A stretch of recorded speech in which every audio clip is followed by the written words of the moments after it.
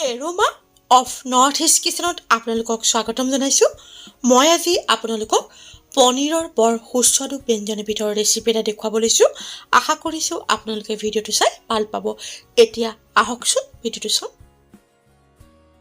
পনীৰৰ এই সুস্বাদু ব্যঞ্জনবিধ ৰান্ধিবৰ বাবে মই কি উপকৰণ লৈছোঁ আপোনালোকে ৰন্ধাৰ আগতে এবাৰ চাই ল'ব পাৰিব।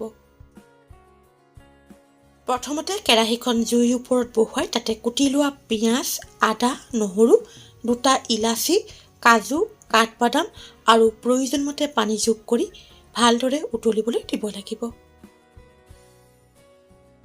পনীৰৰ এই ব্যঞ্জনবিধ খাবলৈ বৰ সোৱাদ হয় আৰু ব্যঞ্জনবিধ ৰান্ধিবলৈ বৰ বেছি সময়ো নালাগে, খুব সহজতে ৰান্ধিব পাৰি।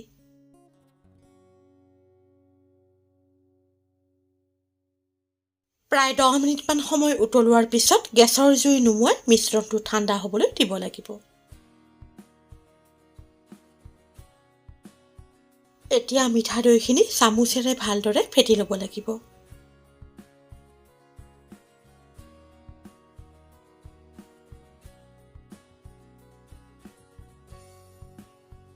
কাজু আৰু পিঁয়াজৰ মিশ্ৰণটো ঠাণ্ডা হ'লে মিক্সিত মিহিকৈ পিচি ল'ব লাগিব।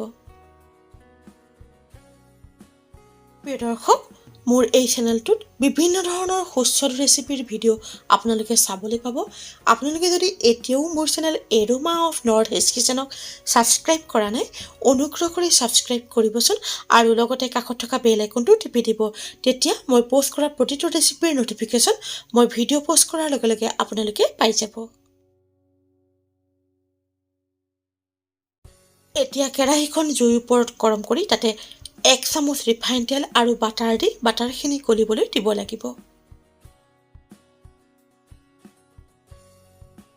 বাটাৰখিনি গলিলে তাতে গোটা জিৰাৰ ফোৰণ দিব লাগিব। তাৰপিছত ইলাচি, ডালচেনি আৰু তেজপাত দি লৰাই দিব লাগিব।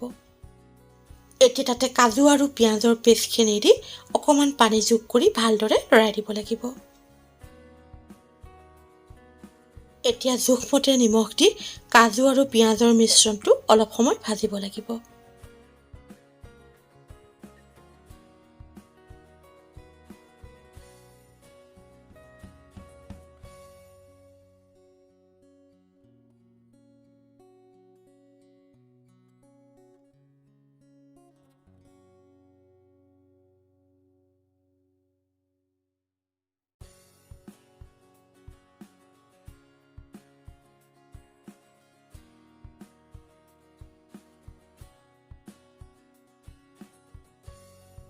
কাজু আৰু পিঁয়াজৰ মিশ্ৰণটো অলপ সময় ভজাৰ পিছত ঘন হৈ গোট মাৰিবলৈ ধৰিছে। এতিয়া তাতে ফেটি লোৱা দৈখিনি দি প্ৰায় 2 মিনিটমান সময় লৰাই দিব লাগিব।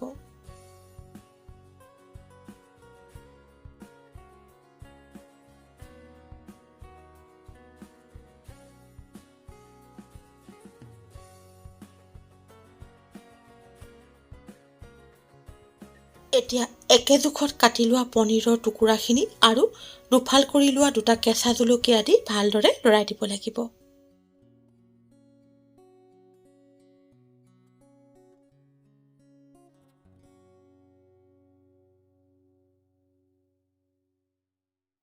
এতিয়া পনীৰৰ মিশ্ৰণটোত প্ৰায় 1 গিলাচ গাখীৰ ঢালি ভালদৰে লৰাই উতলিবলৈ দিব লাগিব।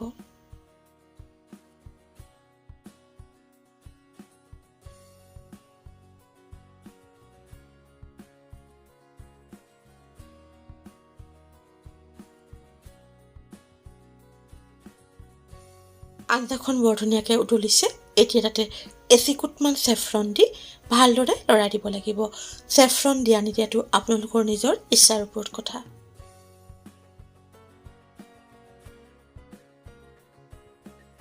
আঞ্জাখন অলপ সময় উতলোৱাৰ পিছত কচুৰি মেথিখিনি দি গেছৰ জুই নুমুৱাই দিব লাগিব। মিঠা দৈৰ লগত ৰন্ধা পনীৰৰ সুস্বাদু ব্যঞ্জন প্ৰস্তুত হৈ গৈছে। এতিয়া ৰুটি বা নানৰ লগত পৰিৱেশন কৰিব পাৰিব। মিঠা দৈৰ লগত ৰন্ধা পনীৰৰ এই সুস্বাদু ব্যঞ্জনবিধ খাবলৈ বৰ সোৱাদ হয়। আপোনালোকেও কেতিয়াবা ৰান্ধিবচোন। প্ৰিয় দৰ্শক, আপোনালোকৰ যদি মোৰ এই ভিডিঅ'টো চাই ভাল লাগিছে তেনেহ'লে লাইক আৰু কমেণ্টৰ জৰিয়তে জনাবলৈ নাপাহৰিব। এনেধৰণৰ সুস্বাদু ৰেচিপিৰ ভিডিঅ'লৈ আকৌ আপোনালোকৰ ওচৰলৈ আহি আছোঁ। আজিলৈ আহোঁ, ধন্যবাদ।